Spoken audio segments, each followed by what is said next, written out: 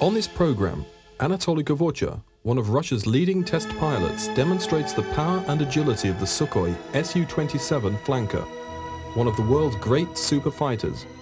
From its arrival in the West in 1989, the aircraft was put through a series of breathtaking display routines, incorporating the now legendary tail slide and Cobra maneuvers.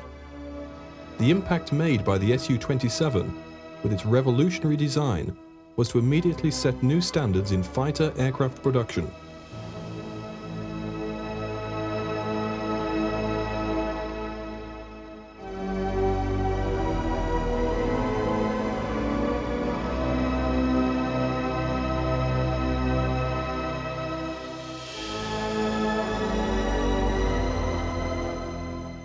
A couple of designers in Mikoyan who wanted to produce the best handling fighter wing that anybody had yet done. That was their personal aim. And with their, what we would call PV, private venture money, with the budget that Mikoyan had got for its own internal development, they set about trying to develop such a wing, these two lads.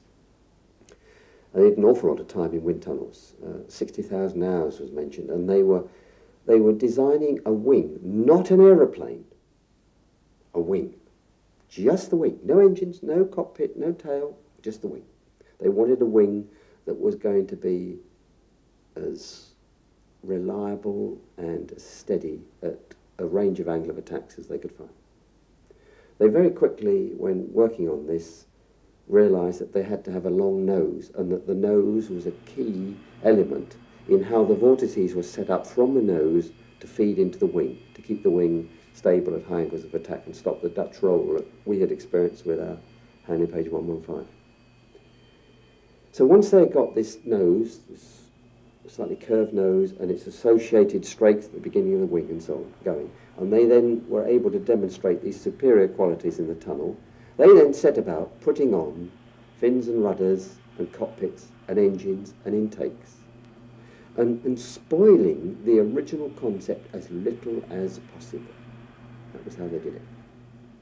When they got what we now know as MiG-29 together, they went along to their internal bosses, and the bosses just laughed it out of court and said, no, we're not going to do that.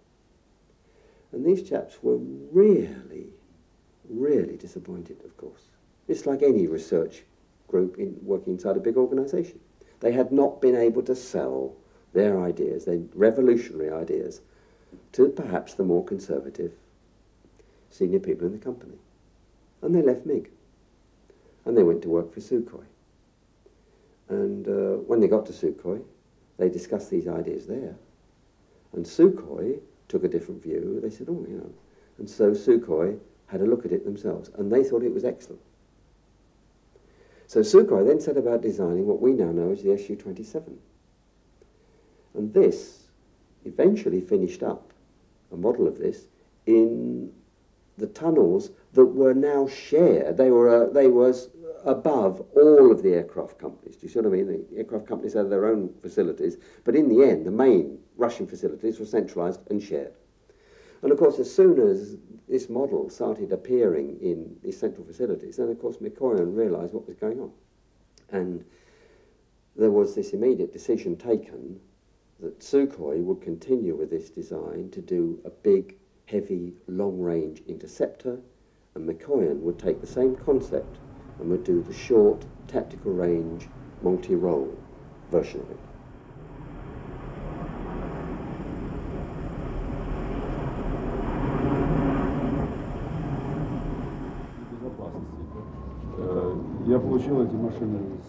I didn't have any role in the development of the Su-27.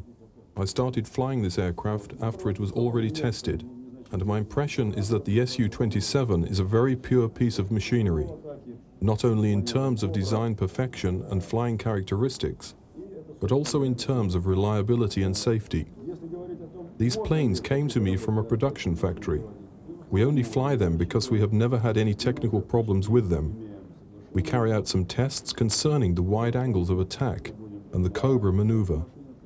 We have an agreement with the design office at the firm Sukhoi about using the Su-27. The results of this advanced research could be used in the development of planes like the Su-33 and the Su-35.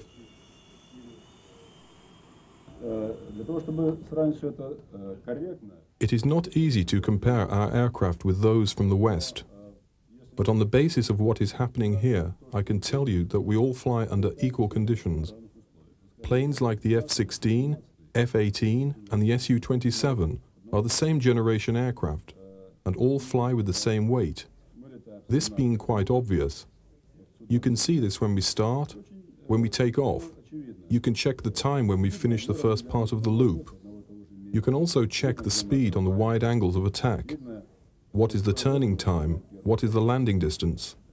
All these things are quite visible to a trained specialist's eye. It is easy to compare, and I'm proud that the SU-27 comes out more favorably in this comparison.